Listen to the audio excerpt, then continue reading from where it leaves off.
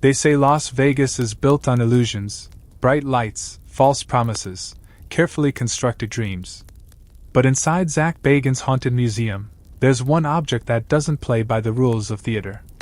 Visitors have fainted, electrical systems have failed, and even seasoned investigators refuse to enter the room where it sits. It's called the Dybbuk Box, an unassuming wooden wine cabinet that has been branded the most haunted object in the world. The story begins with a paradox. In 2001, an antique shop owner named Kevin Mannis listed the box for sale on eBay, warning that it was cursed. He claimed strange events followed whoever owned it: nightmares, sudden illness, shadowy figures.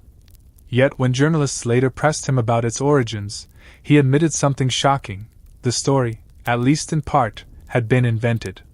So how did a self-admitted fabrication evolve into a cultural obsession, one that still terrifies thousands of visitors at the haunted museum today? That is the riddle of the Dybbuk Box. An object that might be nothing more than carved wood and hinges, or a prison for something far older, something that whispers through Jewish folklore and clings to the living. A box that skeptics call a hoax, and believers call proof that evil can be trapped, but never destroyed. Quick pause. Where are you watching from, and what time is it right now? Comment below. It's always wild to see these sleepless stories circle the globe. Now, to understand the Dybbuk Box, we have to step back, not just to 2001, or even to the 20th century, but centuries into the past, into Jewish mysticism and the shadow-haunted corners of folklore. Because the word, Dybbuk, didn't begin as a piece of clickbait, it began as a terror whispered in synagogues and shtetls, where people truly believed a wandering spirit could crawl inside the body of the living. And it's in that folklore that our sleepless journey begins. Before it became an eBay headline or a museum attraction, the Dybbuk Box took its name from something much older, something rooted in the ghost stories of Eastern Europe. The word Dybbuk comes from Hebrew, meaning to cling. In Jewish mysticism, particularly within Kabbalah, a Dybbuk is believed to be the restless soul of the dead, one that refuses to move on. Instead, it attaches itself to the living, slipping into a body like smoke seeping under a locked door. For centuries, stories spread through small Jewish communities. The woman who suddenly spoke in a man's voice, the boy who shouted in languages he never learned, the devout scholar who collapsed in synagogue, thrashing as a foreign spirit shouted through his lips. Rabbis recorded these incidents not as fairy tales but as spiritual crises, moments when the boundary between the living and the dead thinned. Exorcisms were sometimes performed. Not in the cinematic, Catholic sense of crucifixes and holy water, but in whispered prayers and ritual shofar blasts.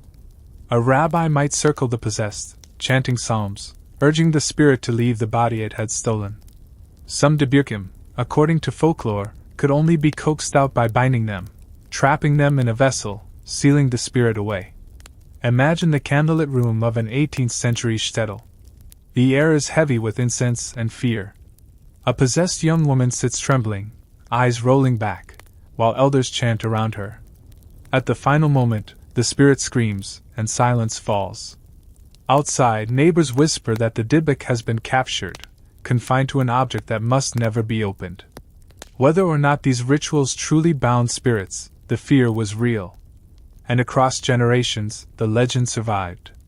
To believe in a Dybbuk is to believe that grief, sin, or unfinished business can twist a soul into something that will not rest. When Kevin Mannis chose that word for his antique cabinet, Dybbuk, he wasn't just selling a box. He was invoking centuries of terror, folklore, and sacred warning. He gave his story teeth by tying it to a legend that had frightened people long before the internet. And it worked. Because once his box left his hands, others began to swear that something inside it wanted out. The Dybbuk Box didn't crawl out of the soil of an old cemetery or appear in a forgotten temple. It appeared on a website, a place where second-hand furniture and broken toasters found new homes. In September of 2001, an Oregon antiques dealer named Kevin Mannis listed an old wooden wine cabinet for sale on eBay. His description was not typical. Instead of simply listing dimensions and scratches, Mannis told a story. He claimed the cabinet had belonged to a Holocaust survivor from Poland, a woman who had fled to America with this one possession. According to Manis, she warned him never to open it, saying it housed the Dybbuk, a restless, malevolent spirit. On the auction page, Manis wrote of terrifying experiences after acquiring the box. Lights shattering, shadows moving, doors slamming. He described dreams of an old hag who tormented him. He said his mother suffered a stroke the very same day he gave her the box as a gift. He warned anyone considering the purchase, "This box is not safe." What followed was unlike anything eBay had seen. The listing went viral. Buyers who took possession of the box after Manis reported equally disturbing phenomena. Nightmares of grotesque figures, sudden illness, objects breaking in their homes. Each owner passed it on, unable to endure what they believed it carried. The story spread from internet forums to local newspapers. The Dybbuk Box had become more than an antique. It was an unfolding digital age ghost story, part folklore, part chain letter, part cursed object, building momentum with every retelling. But here's where the ground beneath the legend starts to shake. In later interviews, Kevin Manis admitted that he embellished, and in some cases invented, details of the box's origin. He called it a kind of creative storytelling project. To skeptics, this confession proved the Dybbuk Box was never more than a hoax.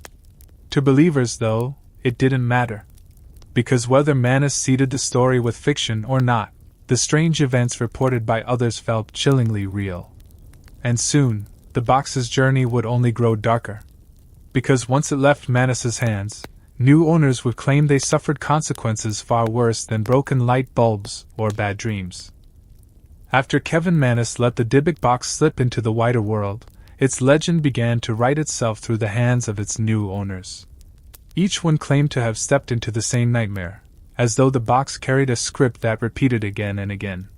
One of the earliest buyers, a college student, reported nights of relentless terror.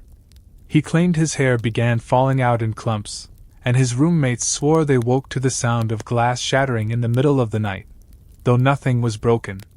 Another owner described a heavy scent that clung to the box. Sometimes it was sweet, like jasmine. Other times, it reeked of cat urine.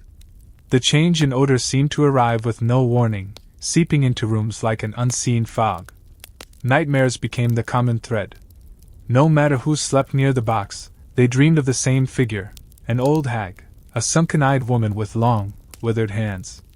She would crawl toward the dreamer, sometimes whispering in a language they couldn't understand. Many woke in a panic, their hearts pounding, sheets damp with sweat. Physical effects followed. Owners described sudden waves of weakness, unexplained bruises, or even full-body paralysis during the night. Electronics seemed to fail around the box, batteries draining, phones shutting off, lights flickering when the cabinet was opened. And when one owner gave the box to his girlfriend as a gift, she returned it almost immediately. She claimed she couldn't stay in the same apartment with it. He agreed, but when he tried to sell it, potential buyers backed out after spending only minutes near it. Something about its presence seemed to repel people on instinct. The Dybbuk Box wasn't just becoming a story. It was leaving a trail of disturbed lives, frightened testimonies, and abandoned homes. And yet, the darker accounts were only just beginning. Because soon, the events around the box would escalate into something more than nightmares and odors. Something that drove its owners to believe they were not only haunted, but hunted. By the time the Dybbuk Box passed into its third and fourth owners, the disturbances had moved far beyond flickering lights or uneasy dreams. What had once seemed like a series of eerie coincidences was starting to look like a deliberate haunting, an escalation that fed on fear. One student who kept the box in his apartment swore he woke night after night to the sound of scratching inside the cabinet. He thought perhaps mice had gotten in. But when he pried it open, nothing stirred inside, just the strange contents Manis claimed it carried: a lock of hair bound with cord, a dried rose, 2 pennies, and a small goblet. The scratching only happened when the cabinet was closed, never when it was open. Another owner described waking with deep bruises along her arms and legs, as though unseen hands had gripped her in the night. She suffered violent night terrors, waking her neighbors with screams. One neighbor, curious about the disturbances, visited her apartment, and later confessed that when he stood near the box, he suddenly felt as though the room had tilted sideways, and his stomach churned violently until he staggered out the door. There were also reports of shadow figures, shapes that slipped across walls, darker than the dark around them.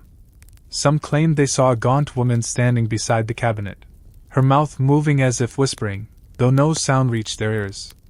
And the strangest report came from an owner who tried to rid himself of the cabinet by sealing it in a storage unit. Within days, the unit flooded, though no pipe had burst, no storm had hit. Everything inside was ruined, except the box, which sat dry on its shelf, untouched by the water that destroyed everything else. The Dybbuk Box was no longer just a curiosity. It was now feared as a predator, something that left each owner a little more broken than before. He opened the door to the nursery, and what he saw ended his career forever. But before I tell you, I want to know, have you ever been so scared you quit your job on the spot? Tell me below. Every haunted object has a breaking point, a moment when the whispers, the nightmares, and the shadows are no longer dismissed as tricks of the mind. For the Dybbuk Box, that moment came in the form of a single night that changed its reputation forever. One of the box's owners, a young man who had tried desperately to ignore its presence, recalled the event in fragments. He had placed the cabinet in a spare bedroom, hoping distance would dull whatever was inside. But one night, as he lay in bed, the sound began again, scratching, like fingernails across wood, echoing from behind the closed door of that room. Gathering what courage he could, he pushed the door open.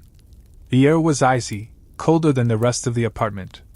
The nursery wallpaper he had left pristine days before was slashed with long, jagged gouges, as if clawed by something desperate to get out. In the corner, the box sat open, though he swore he had locked it shut. What he saw next sent him running from the home for good. He claimed a shadow, shaped like a stooped old woman, rose from the box itself. It didn't lunge, didn't scream, it only turned its hollow face toward him, lips moving silently. He fled, abandoning the apartment, the box, and nearly everything else he owned. Others who came near the box after that incident reported sudden nausea, violent headaches, and in one case, a collapse that required hospitalization. Paranormal investigators would later argue that this was the moment the Dybbuk Box transformed from cursed antique to living legend, a story too terrifying to remain confined to internet posts. The object now carried not only folklore and rumor but a body count of trauma, seizures, strokes, breakdowns, and the whispered possibility of death. And whether or not those events were coincidence, the fear became undeniable. The Dybbuk Box had crossed a line. But terror breeds curiosity. And soon, investigators, skeptics and believers alike, would step into the ring, determined to expose the truth behind the most haunted object in the world. No legend survives entirely on fear alone. Behind the whispers of the Dybbuk Box, skeptics began to step forward, tools in hand, ready to measure, test, and dissect the claims surrounding it. And what they found, or didn't find, added another layer to this already twisting story.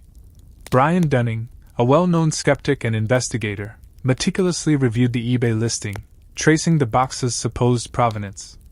He discovered that many of the details Manus had shared about the box's origin, from its Holocaust survivor backstory to its alleged travels through Eastern Europe, lacked verifiable documentation. In essence, the most sensational claims had no paper trail. The box, he argued, was likely just an ordinary wooden cabinet. Kenny Biddle, another researcher, examined the physical structure of the box itself. His conclusion: it was not a centuries-old wine cabinet, as the legend claimed, but a modern minibar. The wood showed no signs of age consistent with Manus' story, and the contents, locks of hair, pennies, dried flowers, could easily have been added at any time. Biddle's analysis suggested a crafted narrative rather than a cursed artifact. Even the claims of paranormal phenomena were scrutinized. Electrical failures? Often explainable by faulty wiring or coincidence. Nightmares? Stress and suggestion are known to create vivid, frightening dreams. Shadow figures?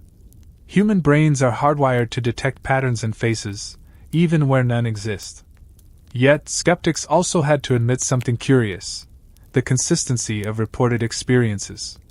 Despite the lack of hard evidence, so many independent owners described similar nightmares, similar sensations, and physical disturbances.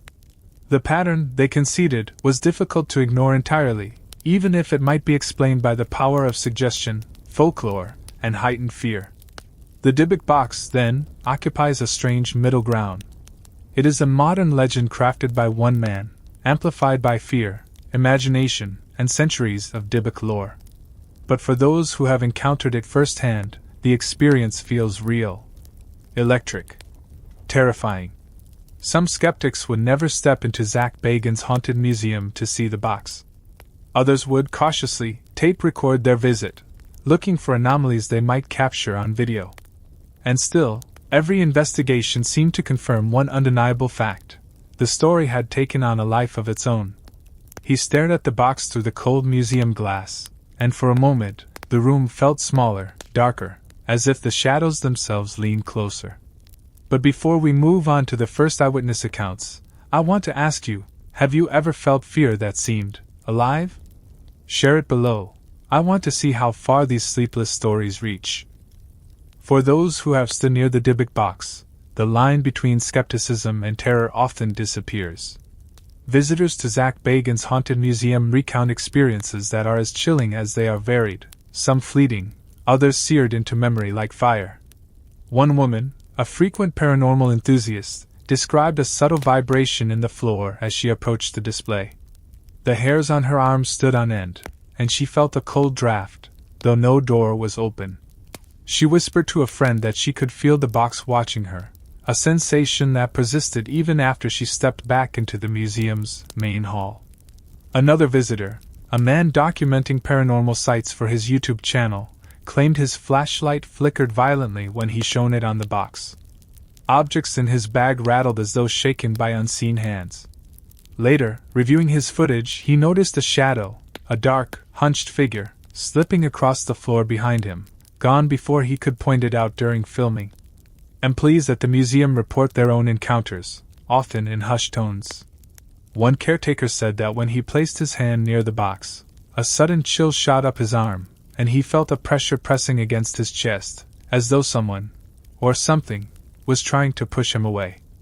Another staff member described a smell like decaying flowers that appeared only in the room containing the box, vanishing as soon as she stepped out. Even skeptics occasionally experience what cannot be neatly explained.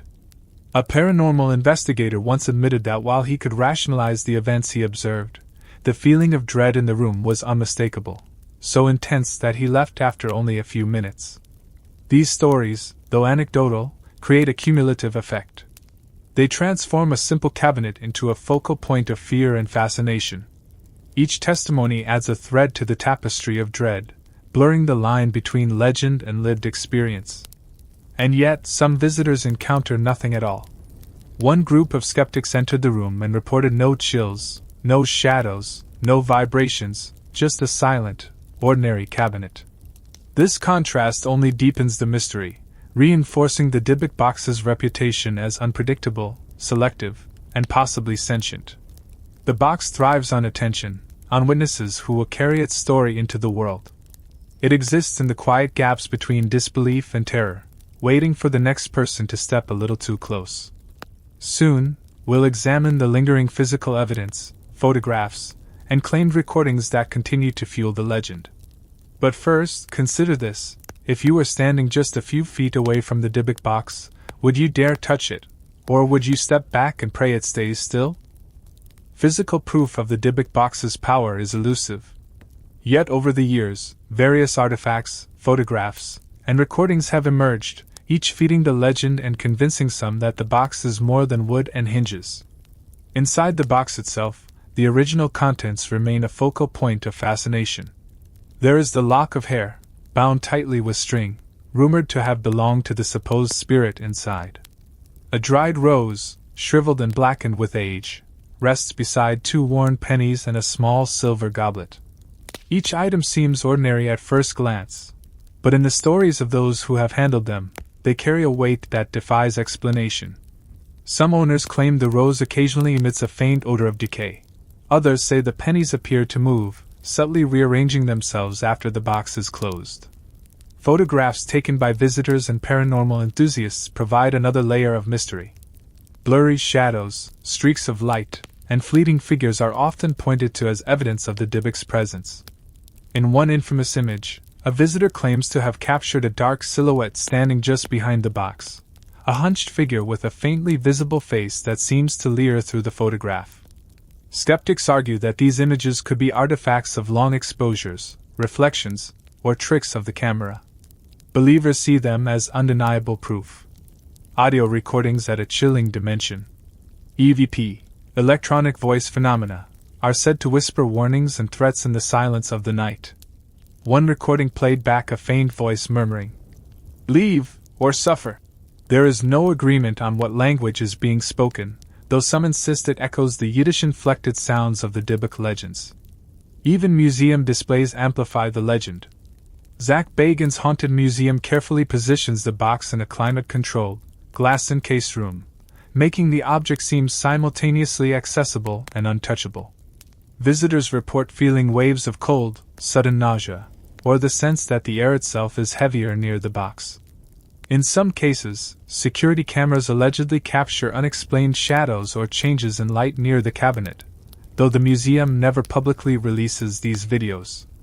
These lingering traces, the artifacts, the photographs, the whispered recordings, serve as a physical bridge between folklore and contemporary experience. Whether they are proof of something supernatural, or the result of heightened expectation and suggestion, they continue to draw curiosity seekers, paranormal investigators, and skeptics alike. The Dybbuk Box has become a tangible repository of fear, a curated shrine to unease that exists at the intersection of history, legend, and human imagination. The Dybbuk Box has grown far beyond its wooden walls, transcending the realm of antique curiosity to become a cultural touchstone for modern horror. Its story has appeared in documentaries, YouTube investigations, and viral social media posts, drawing thousands who are simultaneously skeptical and terrified. Hollywood noticed, too. In 2012, the box inspired the horror film The Possession. The movie, loosely based on Manus' eBay listing and the subsequent reports of strange events, dramatized the Dybbuk legend, cementing it as a fixture in popular culture. Moviegoers left theaters shivering, some jokingly asking if the studio had brought the box with them, others whispering that fiction felt uncomfortably close to truth. Zak Bagans, host of Ghost Adventures, further solidified the box's fame by acquiring it for his haunted museum in Las Vegas. Now displayed behind glass in a climate-controlled environment, it is the crown jewel of his collection, attracting hundreds of visitors daily. Guests report the same eerie sensations as past owners: chills, nausea, and the uncanny feeling of being watched. Online, countless videos show individuals filming the box from all angles, some claiming to capture shadows, unexplained lights, or audio anomalies. The Dybbuk Box also sparked a wave of copycat legends. Other haunted boxes began appearing in antique shops, on eBay, and in online forums, each claiming curses, strange occurrences, or supernatural effects. Yet none achieved the notoriety of the original, which thrives at the intersection of folklore, internet culture, and first-hand testimony. The fascination isn't limited to believers either. Skeptics and paranormal debunkers have made pilgrimages to the Haunted Museum, documenting the box in videos and articles that critique its history, the claims of curses, and the reliability of eyewitness accounts. Even amid this scrutiny, the Dybbuk Box continues to hold sway over imagination, blurring the line between what we know and what we fear. He stared at the Dybbuk Box through the glass, noticing how the museum lights glinted off its polished wood. And for a fleeting moment, he could have sworn the shadows inside shifted just a little, leaning toward him. Before we dive into the final accounts and lingering questions, I want to ask you, if you had to face the Dybbuk Box alone in a dark room, would you stand your ground, or would you run? Comment below. I want to see how far your sleepless courage stretches. After more than 2 decades of stories, sightings, and speculation, the Dybbuk Box remains one of the most infamous haunted objects in the world. Its journey, from a simple eBay listing to a centerpiece of Zak Bagans Haunted Museum, demonstrates the strange power of folklore, imagination, and human fear. For some, it is proof that spirits can be trapped in objects, waiting for the unwary. For others, it is a cautionary tale about the seductive nature of stories, the way a narrative can take on a life of its own. Yet the consistency of experiences, the dreams, the shadows, the physical sensations, makes it impossible to dismiss the Dybbuk Box entirely as fiction. Even skeptics admit, the fear it inspires feels real. Perhaps that is its true curse, not that it harms those who touch it, but that it lingers in the mind, quietly bending perception, whispering of what might exist just beyond the edge of understanding. The box itself sits silent in its glass case, polished, preserved, waiting for the next visitor who dares to approach, to lean a little too close, to wonder what it might do if set free. Somewhere between legend and reality, the Dybbuk Box thrives, not in the shadows it casts, but in the minds of those who believe, who fear, and who cannot forget.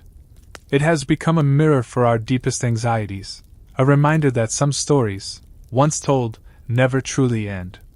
And so, as you finish watching this story, consider this: if you ever had to spend a night there, would you keep the lights off, or would you run? Sleep tight if you can.